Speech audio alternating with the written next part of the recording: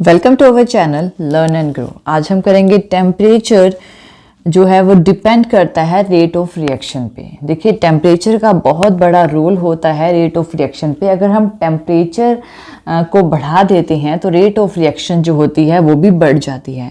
यानी कि अगर हम रेट ऑफ रिएक्शन को डबल करना चाहते हैं तो अगर हम उसके लिए हमें 10 डिग्री टेम्परेचर को बढ़ाना पड़ता है, या फिर ये कहें कि अगर हम 10 डिग्री टेम्परेचर बढ़ा देते हैं तो हमारी रेट ऑफ रिएक्शन जो होती है वो डबल हो जाती है।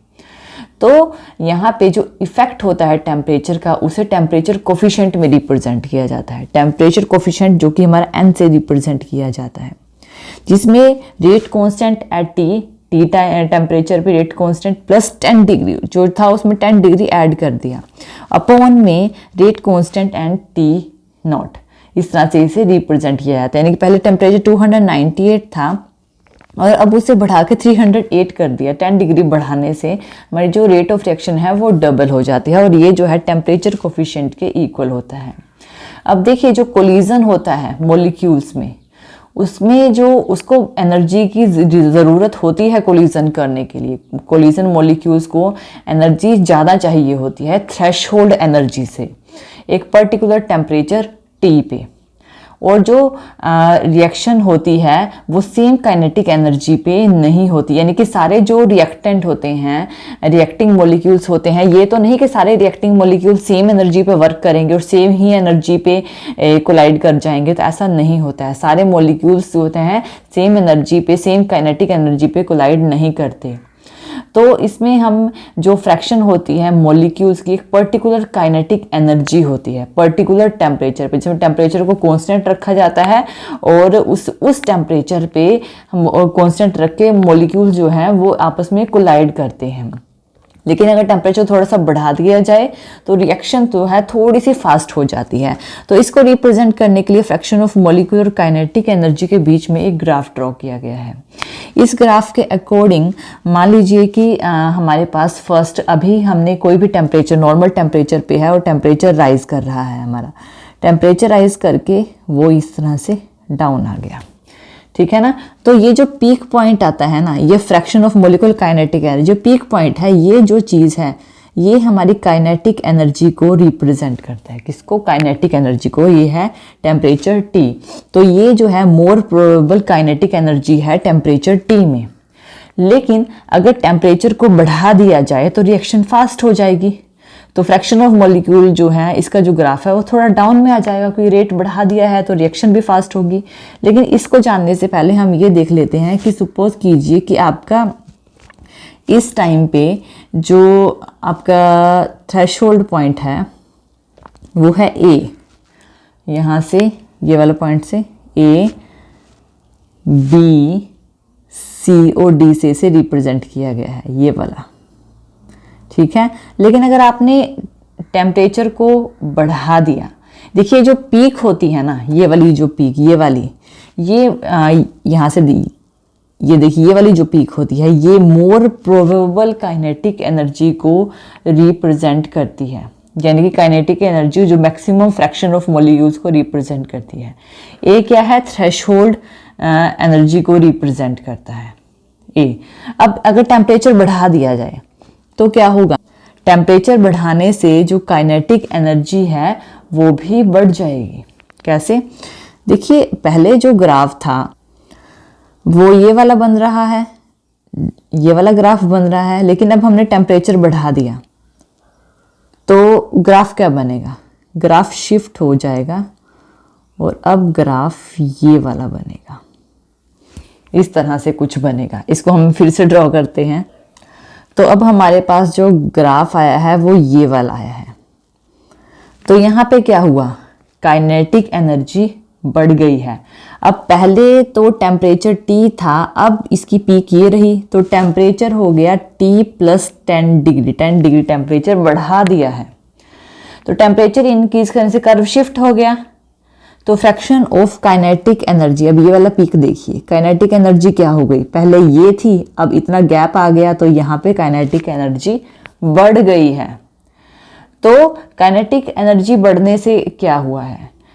काइनेटिक एनर्जी जो होती है वो ज़्यादा होती है थ्रेशहोल्ड वैल्यू से। पहले जो हमारा एरिया था वो क्या था, ABCD का था। अब हमारा जो एरिया है वो अब ABCD से यहाँ से बढ़ गया है और अब वो हो गया है ABEF, ये हो गया है। तो पहले अब ये वाला एरिया हो गया है, ये वाला एरिया। तो ये क्या हो गया है कि जो फ्रैक्शन ऑफ मॉलिक्यूल है, काइनेटिक एनर्जी ज़्यादा होती है थ्रेशोल्ड वैल्यू से, जिसमें कि ABEF जो है शेडिड एरिया, इसमें ABEF से हमें रिप्रेजेंट किया गया है, जो डबल है पहले से, यानी पहले ये था अब वो डबल हो गया है। तो ये जब हम रेट ऑफ रिएक्शन को इंक्रीज करते हैं तो क्या होता है कि टेम्परेचर को इंक्रीज करते हैं तो रेट ऑफ रिएक्शन भी इंक्रीज होता है, और जो इफेक्टिव कोलिजन है वो भी, यानी दो मॉलिक्यूल्स जो होते हैं आपस में कोलाइड करते हैं, वो भी इंक्रीज होता है। अब यहाँ पे अगर हम अर्हेनियस कॉन्सेप्ट्स को लेके बात करें, जो इफेक्टिव टेम्परेचर होता है वो रेट ऑफ रिएक्शन के अकॉर्डिंग हम इफेक्टिव टेम्परेचर को रेट ऑफ रिएक्शन में रिप्रेजेंट करते हैं। रेट कांस्टेंट जिसको कि K से रिप्रेजेंट किया जाता है, जो प्रोसेस किया था अर्हेनियस इक्वेशन के थ्रू, जो कि थी K is equal to A E की power minus EA upon RT। अब यहाँ पे क्या हो रहा है, देखिए जो प्री एक्सपोनेंशियल फैक्टर है, A क्या है हमारे पास, K हमारा कांस्टेंट है, A जो इस इक्वेशन में है ये क्या प्री एक्सपोनेंशियल फैक्टर, जिसे कि फ्रीक्वेंसी फैक्टर कहा जाता है। अब EA क्या है, ये है एनर्जी ऑफ एक्टिवेशन। R क्या है हमारे पास, R है हमारे पास गैस कांस्टेंट, R क्या है गैस कांस्टेंट, और T क्या है, T है एब्सोल्यूट टेम्परेचर। अगर हम A और EA को इकट्ठा लें, यानी इस इक्वेशन में A और EA को इकट्ठा लें तो इसको अर्हेनियस पैरामीटर कहा जाता है। अब इसी इक्वेशन में हमने अगर मान लीजिए कि EA की वैल्यू को कैलकुलेट करना है तो कैसे करेंगे, इसको हम लोगरिथम ले लेते हैं दोनों side, natural log K is equal to A minus EA upon RT। अब यहाँ पे अगर वैल्यू जो टेम्परेचर है, टेम्परेचर को T1 से T2 कर दिया जाए और कांस्टेंट K1 से K2 हो जाएगा, ये हो जाएगा। तो इनको हम दोनों अलग फॉर्म में लिख लेते हैं। तो हमने क्या किया, यहाँ पर इसमें K की जगह K1 और T की जगह T1 ले लिया इस इक्वेशन में, और K की जगह K2 और T की जगह T2 ले लिया इस इक्वेशन में, दो इक्वेशन ली। अब इन इक्वेशन को सब्स्टिट्यूट कर देते हैं हम यहाँ से, तो क्या आएगा, natural log K2 minus K1 करना है, तो इन इक्वेशंस को हम पुट कर देते हैं, EA अपॉन RT2 माइनस में है minus EA upon RT2 minus EA upon RT1। इसको हम ऐसे भी राइट डाउन कर सकते हैं, EA upon RT1 minus EA upon RT2, ऐसे भी इसे रिप्रेजेंट कर सकते हैं। और या फिर इस तरह से भी इस इक्वेशन को रिप्रेजेंट किया जा सकता है, natural log K2 upon K1, इसको हमने K2 अपॉन K1 लिख दिया, ठीक है ना। और इस इक्वेशन में से हमने क्या किया है, EA अपॉन R को कॉमन ले लिया, EA अपॉन R को कॉमन ले लिया, 1 upon T1 minus 1 upon T2 यहाँ पे बचेगा। तो अंदर क्या आ गया हमारे पास, EA upon R T2 minus T1 T2, ये आ गई इक्वेशन हमारे पास।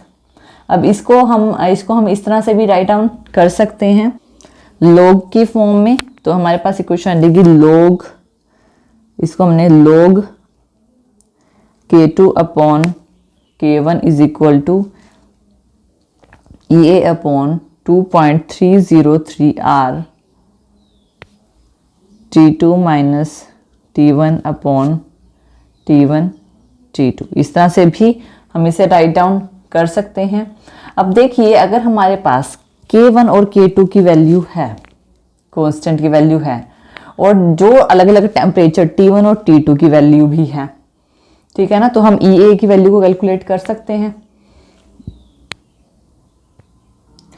तो हमने यहाँ पे EA की वैल्यू को आसानी से कैलकुलेट किया जा सकता है। EA जो एनर्जी ऑफ एक्टिवेशन है उसे हम आसानी से कैलकुलेट कर सकते हैं। तो ये इस तरह से टेम्परेचर जो है इफ़ेक्ट करता है, डिपेंड होता है रेट ऑफ रिएक्शन पे। तो थैंक यू ये वीडियो देखने के लिए। और ज़्यादा अपडेटिंग वीडियोस के लिए आप हमारे चैनल लर्न एंड ग्रो पे हमें सब्सक्राइब कर सकते हैं। Thank you.